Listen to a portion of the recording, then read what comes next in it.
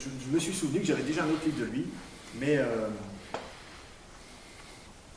Alors, la question que nous avons tous, pour chacun de nous, les chrétiens, en fait, la question essentielle, c'est comment est-ce qu'on fait pour rencontrer Dieu? Comment est-ce qu'on fait pour participer à Dieu?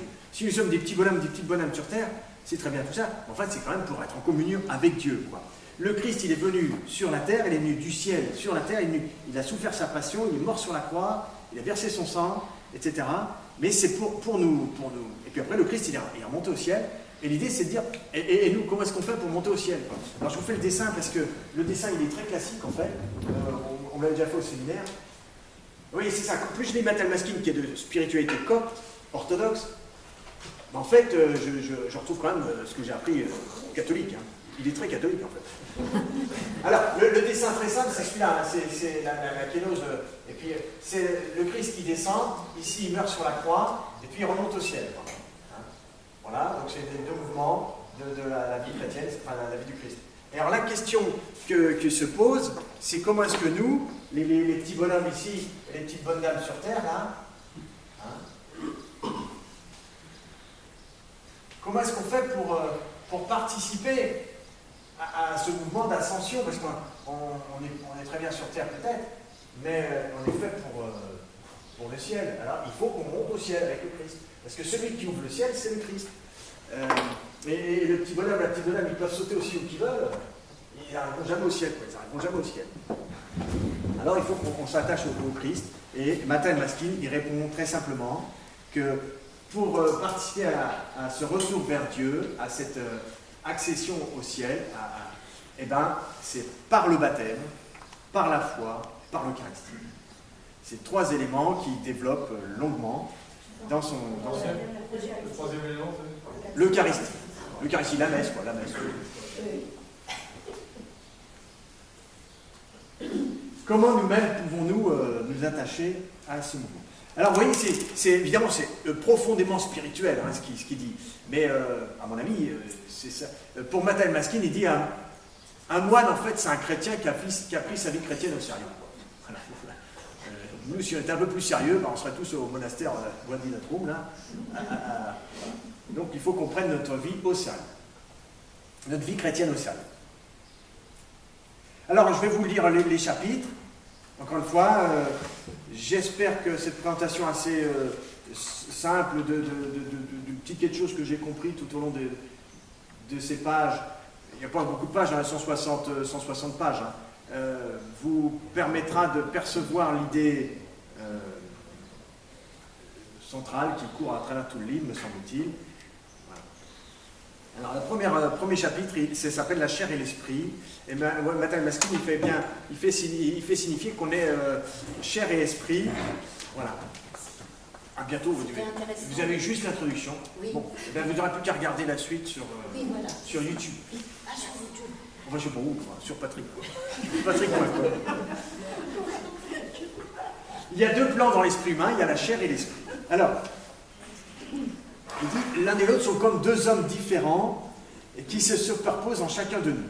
Alors, comment ils se superposent, je ne sais pas trop, justement. Mais enfin, voilà. Alors, il y a d'abord la chair. Alors, la chair, elle est d'en bas, elle est poussière, elle est la création ancienne. Hein. Elle est abîmée dans sa volonté, dans sa connaissance, tout ça, c'est abîmé. Et puis, il y a l'esprit. Alors, l'esprit, ça vient de Dieu. L'esprit, il est d'en haut. Il vient du Christ. C'est la création nouvelle. C'est un corps spirituel. Et par exemple, il dit que nous, les êtres humains naturels, on peut aimer avec un petit a, quoi.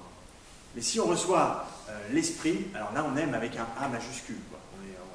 Et c'est pas pareil, quoi. On n'aime pas de la même manière. Il y a plusieurs endroits dans ce livre, il essaye de montrer comment la qualité de l'amour n'est pas la même. Évidemment, et il dit, un chrétien, en fait, ça se définit comment? Ben, un chrétien, c'est quelqu'un dont l'amour va jusqu'à aimer ses ennemis. Quoi.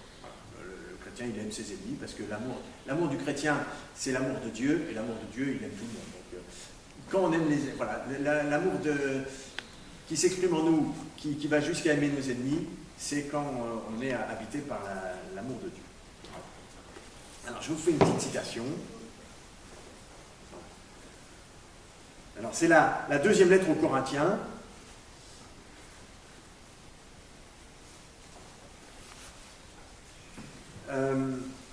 comment on va faire pour accueillir cet homme nouveau? Donc, alors je vous lis. 2 Corinthiens 5, 1, 8. Si cette tente, notre demeure terrestre, vient à être détruite, nous avons une maison qui est l'œuvre de Dieu, une demeure éternelle qui n'est pas faite de main d'homme et qui est dans les cieux. Aussi bien, gémissons-nous dans cet état, ardemment désireux de revêtir par-dessus l'autre notre habitation céleste. C'est ce qu'il appelle l'homme nouveau. L'homme nouveau créé à l'image de Dieu, dans la justice et la sainteté, la vérité. Nous gémissons accablés. Nous ne voudrions pas, en effet, nous dévêtir, mais revêtir par-dessus l'autre ce second vêtement. Et celui qui nous a fait pour ce destin-là, c'est Dieu, qui nous a donné les arts de l'esprit. Donc les arts de l'esprit, c'est le corps nouveau. Ainsi donc, toujours plein d'assurance et sachant bien que demeurer dans ce corps, donc l'ancien corps, c'est vivre en exil loin du Seigneur, nous sommes pleins d'assurance et préférons quitter ce corps pour aller demeurer auprès du Seigneur. Donc 2 Corinthiens 5, 1, 8. Alors vous voyez, c'est le genre de citation qui pour moi reste un peu mystérieuse, mais dans laquelle on voit bien que Saint Paul, il dit, on a un corps ancien, voilà, qui est très terrestre, très lourd, et puis on voudrait revêtir le corps nouveau, l'homme nouveau, dont parle Matthieu Maskin, l'homme nouveau, qui lui est tout tourné vers Dieu, tout ouvert à Dieu. Et ça, on le sent dans notre cœur. Enfin, comme moi je dis, quand j'étais enfant, je voulais quelque chose de grand et de plus grand, toujours plus grand. Je pense que c'est cet homme nouveau dont parle Matthieu Maskin, qui au fond de mon âme, me disait Augustin, tu es fait pour aspirer plus grand, toujours plus grand, quoi. Et donc Saint Paul, c'est ce qu'il exprime. Alors c'est sûr que quand il exprime ça, c'est pas si facile, quoi. L'homme nouveau, créé à l'image de Dieu, et puis notre homme ancien qui va se dépérissant tout le temps, quoi.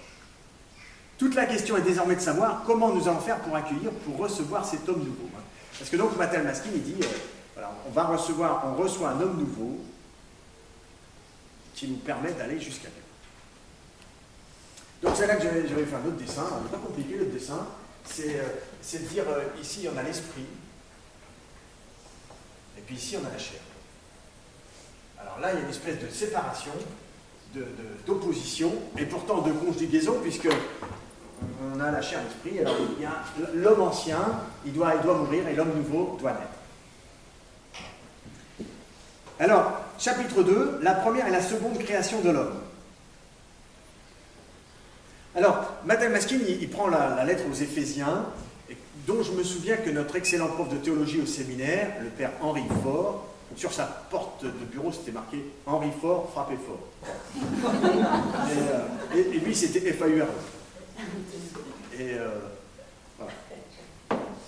Et donc, il nous avait dit, le père Henri Faure, la première lettre aux Éphésiens, les 8 premiers versets dans lesquels on a mis des points et des virgules, et bien en fait, l'original, c'est qu'une longue phrase, quoi. C'est qu'une longue phrase, mais évidemment, pour qu'on puisse à la manière de Proust. Mais là, il explique comment, Saint Paul, il explique que le plan de Dieu, il remonte bien avant la création, et il se développe, et c'est un tout. Et c'est un tout, ce plan de Dieu. Et nous sommes tous dans le plan de Dieu depuis les origines, et Dieu veut, avec moi, créer une relation personnelle. C'est ça le génie de notre foi chrétienne, enfin, que Jésus nous a révélé vraiment. De toute éternité, nous sommes dans le désir de Dieu, évidemment, et ça c'est très beau. C'est très beau, il faut qu'on en prenne conscience, quoi. Dans notre monde occidental, un peu asséché, on n'en a plus conscience, hein. N'oublions jamais l'origine de notre existence, nous sommes nés de la volonté de Dieu. Nous sommes nés de la volonté de Dieu, chacun de nous. Et on est fait pour Dieu. Alors Matthieu Maskin, ensuite, il déroule le plan de Dieu. Alors, c'est assez classique, hein. Il dit, il y a la création de l'homme, il y a Adam qui est au paradis, après, il y a la chute, le péché originel, ensuite, il y a le processus, après la chute, ben, ça dégringole, hein, jusqu'à la mort, quoi. Donc Dieu il introduit la mort dans le processus pour pas que l'homme il reste éternellement sur terre dans sa misère, quoi, on va dire ça comme ça. Alors il y a un petit amusement, c'est que vous savez que dans l'Ancien Testament, les patriarches et tout ça, Noé et tout ça, ils ont vécu 600 ans, 700 ans, enfin bref, ils étaient vraiment très résistants les gars. Puis après ça s'est un peu dégradé, quoi. Ça s'est un peu dégradé, ils vivaient plus que je sais pas combien d'années, enfin bref. Mais Abraham, il avait déjà quand même un certain âge. Et alors Matthieu Maskin, il dit, ben oui, c'est parce que le péché s'est introduit dans le monde. Alors comme ça s'est introduit dans le monde, ben, ça a été de pire en pire. Avant, ils étaient moitié éternels, mais maintenant, après, ben, ils ont décliné. Alors, je trouvais que cette compréhension de pourquoi les patriarches, ils avaient des âges astronomiques, était amusant. Puis après, ça diminue, puis après, ils vivaient des âges normaux. Encore une fois, c'est un peu par une délicatesse du bon Dieu qui n'a pas voulu qu'on reste sur Terre avec nos maladies et nos guerres pour l'éternité. Puis après, il y a une troisième étape. Et c'est le retour, donc c'est la flèche qui monte, la flèche bleue, là, et noire, c'est le retour de l'homme jusqu'au ciel, ou plus exactement sa recréation. Voilà, c'est la nouvelle création de l'homme. Matthieu Maskin, il dit qu'il y a une recréation. Et cette recréation, puisque l'homme a tout cassé, si l'homme veut retourner au ciel, ça ne peut être qu'un don de Dieu. C'est très important, ça ne peut être qu'un don de Dieu. C'est Dieu qui peut nous recréer. Nous, malgré qu'on pourrait être très très saint, très très vertueux, très très tout ce qu'on veut, on n'a aucunement la capacité d'aller jusqu'au ciel. On n'est que poussière. On n'est que poussière. Donc Matthieu Maskin, il déploie ce qu'on appelle l'économie du salut. L'économie du salut, c'est le plan de Dieu qui a créé l'homme, Adam, etc., l'Ancien Testament, toute l'histoire sainte, et puis après, il y a eu les Romains, puis les Grecs, les Romains, je ne sais pas trop quoi, différents empires, tout ça c'est dans le plan de Dieu. Et puis après, ben, c'est la plénitude des temps, là c'est vraiment le bon moment. Et là, pof, Jésus s'incarne, il naît d'une femme, il épouse la condition humaine, il prend sur lui les péchés de tous les hommes, il subit sans aucune opposition le sacrifice de Gethsémani, enfin la mort sur la croix, etc. Donc Jésus, il vient rechercher toute l'humanité. Il meurt sur la croix, puis il retourne au ciel. Et on en revient toujours à une question que je pose depuis le début. Maintenant, comment faire pour que chacun de nous puissions bénéficier de ce retour au ciel que Jésus a opéré par sa recréation, par la résurrection, par sa résurrection. Ben, c'est ça, la recréation de l'homme, c'est aussi la résurrection. Et comment est-ce que nous, on va pouvoir entrer dans cette recréation? Alors, page 55, petite citation.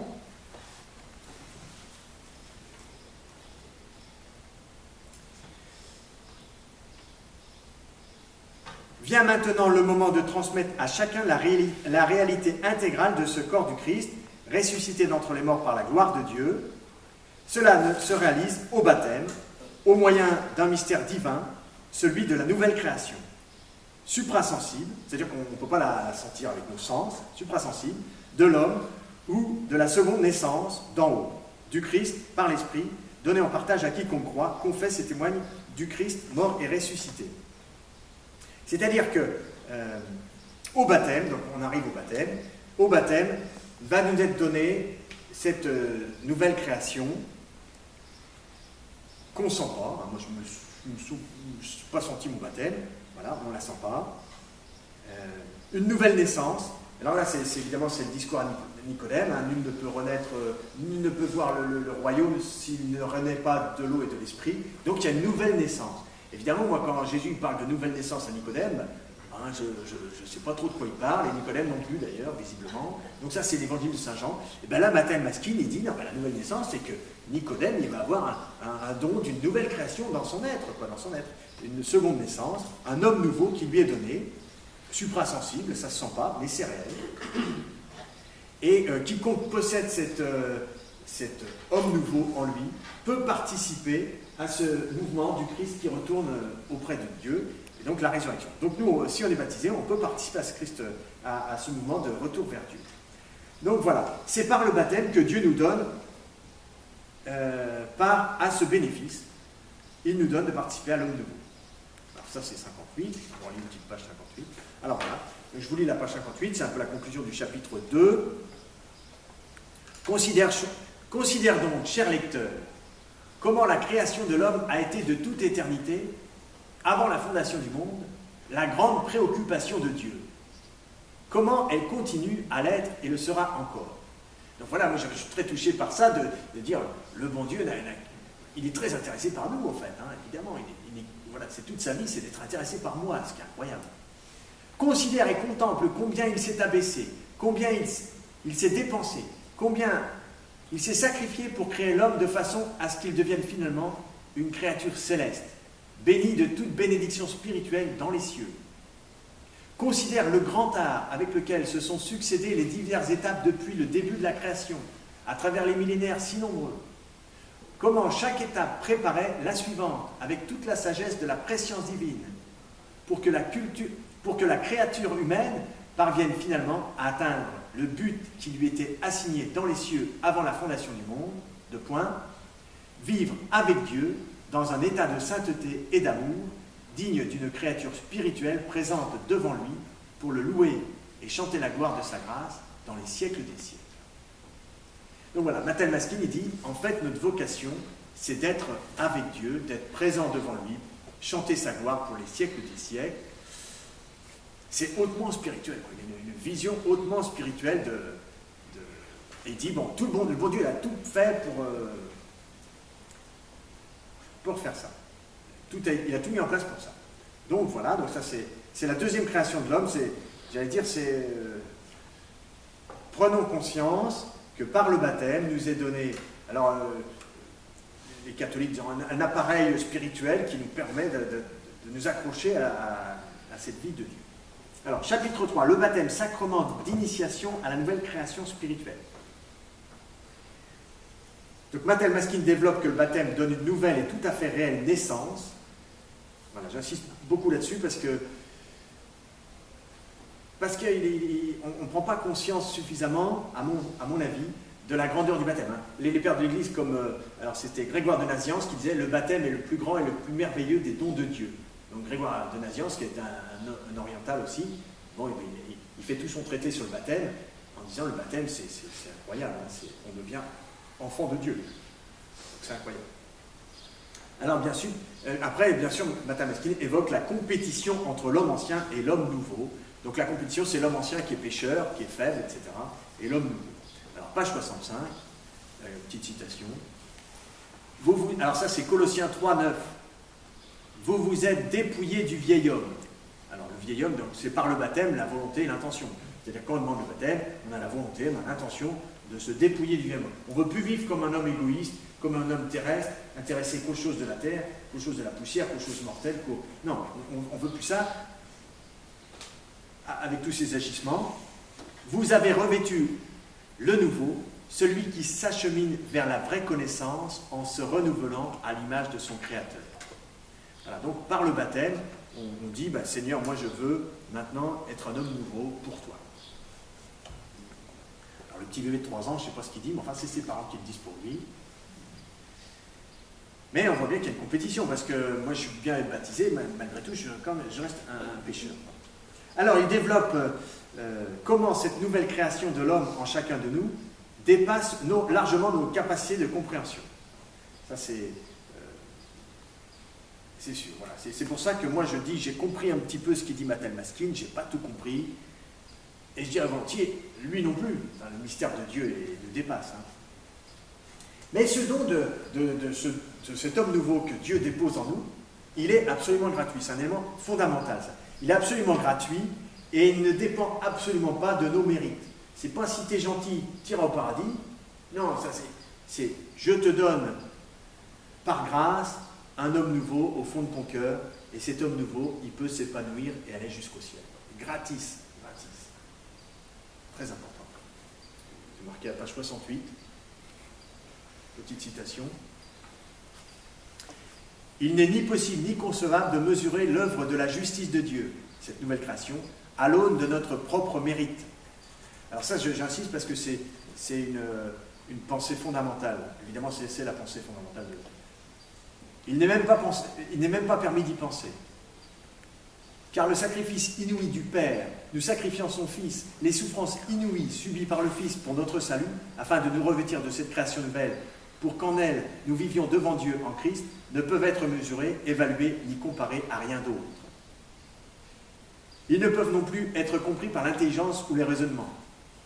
Mais ce que nous devons saisir, c'est l'incomparable valeur de cet homme nouveau et de sa création qui surpasse l'intelligence et le raisonnement. Car dans la mesure où nous saisissons l'immense valeur et la gloire de ce don, nous approchons de la vérité de l'amour de Dieu et du mystère de sa gloire. Ça veut dire que Mattel Maskin, il dit, c'est pas à l'aune de nos propres mérites. Hein. Encore une fois, c'est pas parce qu'on est gentil que Dieu nous aime. Zéro patate, ça. Et c'est pas parce qu'on est méchant que Dieu nous punit. Zéro patate, ça, c'est pas vrai. Mais il dit, il n'est pas permis d'y penser, quoi. Ça, on ne peut pas comprendre par l'intelligence ni par le raisonnement pourquoi Dieu nous a créés. Il est mort, il a souffert, la passion, ce qui est incroyable, pour moi, qui suis poussière et poussière. Quoi. Il dit, ça, c'est pas croyable. Et pourtant, c'est dans la mesure où nous saisissons l'immense valeur et la gloire de ce don, hein, Dieu qui vient pour me dire, Augustin, je veux faire de toi mon enfant. On approche de la vérité de l'amour de Dieu. Une fois qu'on a compris ça, on approche de la vérité de l'amour de Dieu. Et du mystère de sa gloire. Ça, c'est la gloire de Dieu qui rayonne sur moi. Quoi. D'ailleurs, en ce moment, j'ai fait plusieurs semaines où les évangiles, etc. Je mesure combien la religion chrétienne n'a rien à voir avec les autres religions. Rien à voir, rien à voir. Sauf la première question qui est de dire, bon, mais comment est-ce qu'on va vers mon Dieu, évidemment. Mais après ça, le chemin il est complètement différent. Alors, il insiste pour dire que lors du baptême, on doit être dépouillé de ses vêtements anciens et revêtir de nouveaux vêtements, de manière à exprimer la réalité de cette nouvelle vie, nouvelle création qui nous est donnée. Vous savez, quand ma belle-sœur m'a montré les vidéos des catéchumènes qui ont été baptisés dans sa paroisse à Pâques dernier, là, donc ils sont dans une piscine, hein, c'est une baignoire, une grosse baignoire, tout ça. Bon. Quand mes paroissiens me demanderont ça, ben, on fera ce qu'il faudra. Bon. Et les ados, 17 ados qui ont été baptisés, donc ils sont habillés tout en noir, ils se plongent complètement, 3 fois, tout ça, le prêtre et tout ça, il remonte ses manches, chaque fois. Et bon, ils ressortent tout dégoulinant de flotte. Et puis après, ils vont à la sacristie, ils se changent et ils reviennent avec une belle eau toute blanche. Quoi. Donc, et cet aspect visuel est finalement important. Quoi. Important pour montrer qu'il y a un changement. Quoi. Mais si on dit tout ça, c'est symbolique, tout ça, c'est dans le cœur, tout ça, bah oui, enfin bref, on sait plus où c'est d'ailleurs. La question est bien comment. Alors, la question c'est bien comment cette nouvelle création de l'homme, en chacun de nous, va prendre le pas sur l'ancienne création, sur le vieil homme. Le vieil homme, parce que moi je suis quand même le vieil homme en même temps. Voilà. Alors il dit, mais alors ça j'ai pas. Il dit qu'avec cette nouvelle création de l'homme, ils nous sont donnés des vertus spéciales qui sont la foi, l'espérance et la charité. Et il dit la première de ces 3 vertus, foi, espérance, charité, c'est la foi. C'est par là que ça commence. Mais la dernière par laquelle ça finit, c'est la charité. Hein. La plus grande des 3, c'est la charité, dit saint Paul. On est bien d'accord là-dessus. Et je me disais, c'est comme quand on dit l'important, c'est pas ce que tu crois, c'est ce que tu fais. Non, l'important c'est ce que tu crois, mais le fruit c'est ce que tu fais, évidemment. Après, il y a un petit passage, je vous lis rapidement, mais il dit que quand quand le Christ vient habiter en nous par l'homme nouveau, alors il habite en chacun de nous par l'homme nouveau, et comme l'homme nouveau c'est lui, eh ben, on est tous de la même communion. Évidemment, on partage tous en même temps la même chose, et donc on devient tous membres du même corps qui s'appelle l'Église. Quoi. Ah oui, il y a un petit truc qui est rigolo. Bon, enfin, je vous dis un petit truc qui est rigolo, mais c'est le truc. Il parle de. Je ne sais pas pourquoi je me dis ça, mais je vais vous le dire quand même. Sauf dans la mesure où le Seigneur. Le Christ, donc, ressuscité avec son propre corps, sa chair et ses os, mais dans un état hautement transfiguré, inaccessible à l'œil ou au toucher. Hein, le Christ est vivant, il est ressuscité, il est avec nous, mais on ne peut pas le voir ni le toucher, sauf dans la mesure où le Seigneur désire se manifester, alors c'est là que c'est rigolo, et réduit pour cela le degré de sa transparence, tout en augmentant simultanément la capacité de vision spirituelle de ses disciples, afin qu'ils puissent le voir selon sa réalité spirituelle, le saisir et croire en lui. Voilà. Donc si le Seigneur veut devenir moins transparent, bah, on le voit, puis on te le dit. Je trouve ça rigolo. Donc, le Christ, il nous donne un appareil nouveau, un homme nouveau en nous qui nous permet de vivre de sa grâce, etc. Et puis, cet homme nouveau, eh ben, il faut le nourrir. Il faut le nourrir. Donc, la nourriture, c'est l'Eucharistie, nourriture de l'homme nouveau.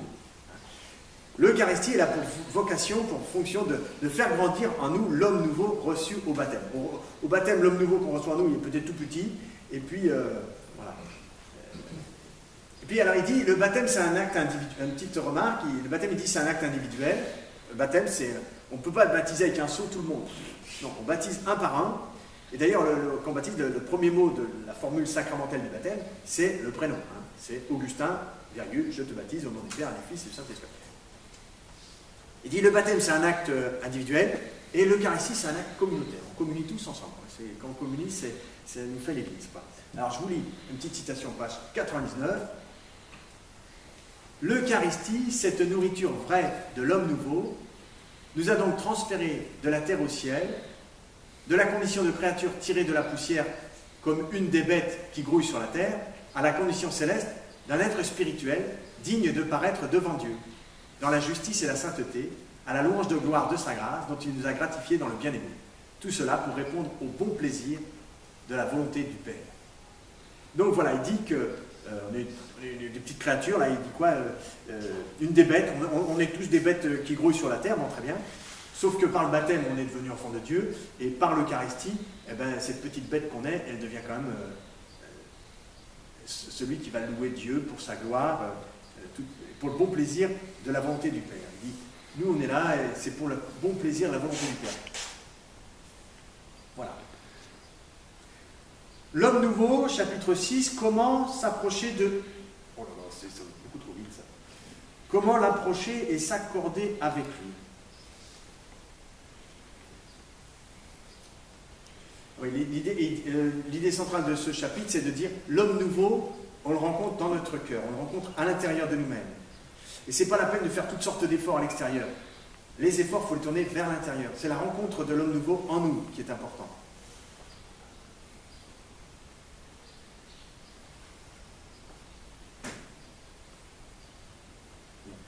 Puis, il dit que la foi au Christ exige-t-elle une relation personnelle au Christ?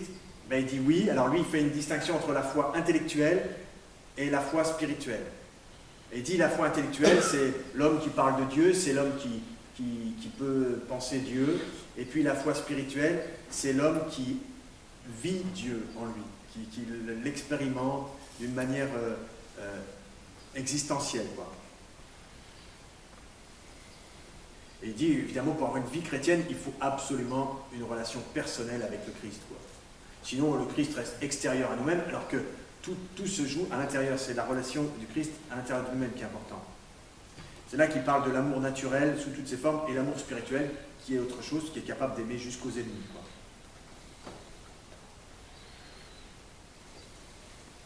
Bon, comme j'ai plus le temps, j'accélère. Donc, en soulignant l'apothéose de notre destinée, le projet de Dieu sur chacun de nous, Matthieu Maskin rappelle que tout le plan de Dieu est fait pour que nous puissions paraître devant lui, être en communion avec lui pour l'éternité. C'est notre vocation, c'est pourquoi Dieu nous a fait.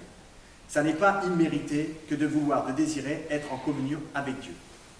Au-delà des anges et des archanges, Dieu nous a créés pour son bon vouloir. Cette communion peut s'anticiper dans notre monde ici-bas par la prière, par l'adoration, par notre présence, autant que nous pouvons à sa présence. Alors, donc, ce que j'ai lu à toute vitesse, c'est de dire que, évidemment, toute notre vie terrestre ici-bas, en 2025, etc., dans notre Occident très riche, tout ce qu'on veut, dans le confort et tout ça, dans le monde très matériel, tout ça, eh bien, en fait, n'oublions pas que nous sommes d'abord faits pour l'éternité avec Dieu, quoi. Au-delà des anges et des archanges. Dieu nous a créés pour son bon vouloir. Il veut que moi, Augustin, je sois avec lui pour l'éternité, quoi. Et comment est-ce qu'on peut anticiper ça aujourd'hui? C'est par la prière et par l'adoration.